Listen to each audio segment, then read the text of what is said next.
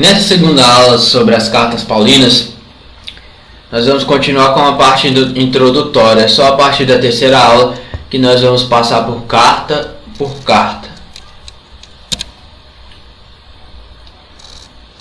Eu vou falar rapidamente uma cronologia sobre Paulo. Paulo nasceu em Tarso, daí vem Saulo de Tarso, mais ou menos no ano 5º da era cristã. Ele começou a frequentar a escola na sinagoga aproximadamente no ano 11 da era cristã. E no ano 20 da era cristã, ele mudou-se para Jerusalém para estudar e tornar-se fariseu na famosa escola de Gamaliel. No ano 35, ele se converteu, algo que nós falamos no vídeo anterior. No ano 37, ele está na Arábia e em Damasco e faz uma rápida viagem a Jerusalém. No ano 44 ou 45, ele passou alguns anos na verdade, na sua terra natal, em Tarso. No ano 45, passou um período em Antioquia, da Síria. No ano 46 a 48, primeira viagem missionária. No ano 49, ele participa do primeiro concílio da história da igreja, o Concílio de Jerusalém, no qual o apóstolo Paulo ele bateu de frente com os judeus, porque os judaizantes eles queriam que os cristãos, para se tornarem cristãos, se circuncidassem. E isso o apóstolo Paulo deixou claro no Concílio de Jerusalém, que não tinha nada a ver com a mensagem de Jesus Cristo.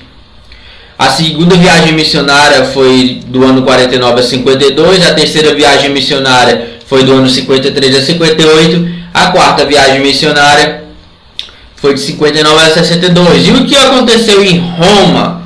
Ele morre no ano 68, provavelmente pelas mãos de Nero, e ele foi, não literalmente as mãos de Nero, não foi Nero que o decapitou, mas a mando de Nero ele foi decapitado. Então aqui foi uma cronologia rápida sobre a vida do apóstolo em si, não das cartas.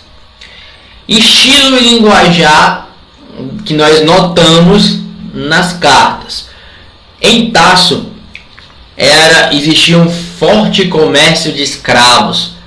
E nós podemos notar esse conhecimento de comércio de escravos em trechos das cartas do apóstolo Paulo, quando ele fala de compra e de resgate, para a ilustração de Jesus em favor dos cristãos, que Jesus morreu por nós ainda sendo pecadores. Em Tarso também existia um ambiente cultural muito forte, com arte, com arquitetura, com esportes. E nós podemos notar algumas comparações, algumas metáforas da vida cristã com algumas coisas que o apóstolo Paulo vivia naquele tempo. Por exemplo, o cristão ele compara com o homem que corre no estádio, que corre por uma coroa corruptível, e nós, os cristãos, eles correm por uma coroa incorruptível. Também nas cartas de Paulo nós vemos alguns hinos. 1 Coríntios 13, aquele hino ao amor. Filipenses 2, do verso 5 ao 11, é também uma poesia, é um hino. Alguns questionam a autoria desses hinos do apóstolo Paulo, ele simplesmente utilizou de outro autor. E dos anos 40 até os anos 70 foi o auge do ministério do apóstolo Paulo, onde aconteceram suas viagens missionárias, e foi onde começou a primeira perseguição aos cristãos. Consequentemente, os cristãos saíram de Jerusalém e tiveram a força mesmo. Eles não queriam sair de Israel, mas eles tiveram que ir para os outros locais. E entre 40 até 70 da era cristã, foi percorrido aproximadamente 16 mil quilômetros. E o apóstolo Paulo, ele era o grande líder dessa expansão do cristianismo. Jesus veio, pregou o evangelho, mas Deus usou o apóstolo Paulo para expandir, e através de suas cartas até hoje o evangelho é pregado. E a questão das mudanças de contexto.